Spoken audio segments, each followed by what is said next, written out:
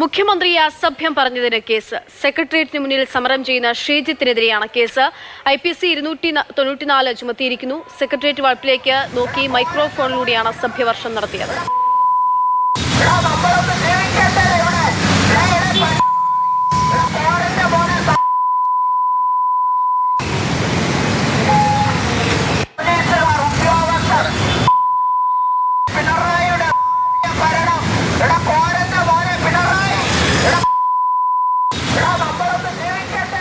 അനന്തകൃഷ്ണൻ വിവരങ്ങളുമായുണ്ട്. അനന്തൻ, ഈ ശ്രീജിത്ത് സമരം ചെയ്യാൻ തുടങ്ങിയിട്ട് വർഷങ്ങളായി. ഇതിപ്പോൾ മുഴുവൻ ബീപ് സൗണ്ടാണ് കേൾക്കാൻ, നമുക്ക് കേൾപ്പിക്കാൻ പറ്റാത്ത തരത്തിലുള്ള വാക്കുകളാണെന്നുള്ളത് മനസ്സിലാകുന്നുണ്ട്. ഈ അസഭ്യവർഷം എപ്പോഴാണ് നടന്നത്?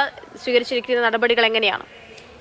അക്ഷയ, സൗണ്ട് ഒട്ടും കേൾപ്പിക്കാൻ പറ്റില്ല. അത്രയും അസഭ്യം നിറഞ്ഞ വാചകങ്ങളാണ് ശ്രീജിത്ത് പ്രയോഗിച്ചിരിക്കുന്നത്. ശ്രീജിത്തിനെ എല്ലാവർക്കും അറിയാം. പ്രത്യേകിച്ച് തിരുവനന്തപുരം നഗരത്തിൽ സെക്രട്ടേറിയറ്റിന് മുന്നിലൂടെ കടന്നുപോയവർ എല്ലാവരും ഒരിക്കലെങ്കിലും ശ്രീജിത്തിനെ കണ്ടിട്ടുണ്ടാകും. ശ്രീജിത്ത് അവിടെ വർഷങ്ങളായി ഇരിക്കുന്നുണ്ട്, സമരം ചെയ്യുന്നുണ്ട്. ചിലപ്പോഴൊക്കെ അമർഷം നിറഞ്ഞ പ്രതികരണങ്ങൾ ഇതുപോലെ മൈക്രോഫോണിലൂടെ റോഡിലേക്ക് നോക്കി ശ്രീജിത്ത് വിളിച്ചു പറയാറുണ്ട്.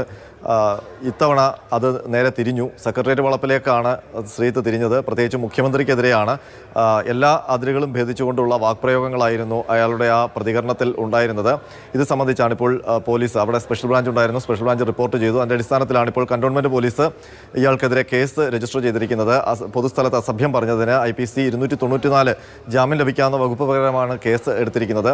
ശ്രീജിത്ത് വർഷങ്ങളായി ഈ സെക്രട്ടേറിയറ്റിൻ്റെ മുമ്പിൽ സമരം തുടരുകയാണ്. സഹോദരൻ പോലീസ് കസ്റ്റഡിയിൽ മരിച്ചു. അതിന് പോലീസുകാർക്കെതിരെ നടപടി വേണം എന്നാവശ്യപ്പെട്ടാണ് ശ്രീജിത്തിൻ്റെ സമരം. ഇടയ്ക്ക് സമൂഹ മാധ്യമങ്ങളിലൊക്കെ വളരെ ചർച്ചയായ വിഷയമാണ് ശ്രീജിത്തിൻ്റേത്. ഏതായാലും ഇപ്പോൾ ശ്രീജിത്ത് മുഖ്യമന്ത്രിയെ അസഭ്യം പറഞ്ഞതിൻ്റെ പേരിലാണ് ഇപ്പോൾ കേസിൽ പ്രതിയായിരിക്കുന്നത്.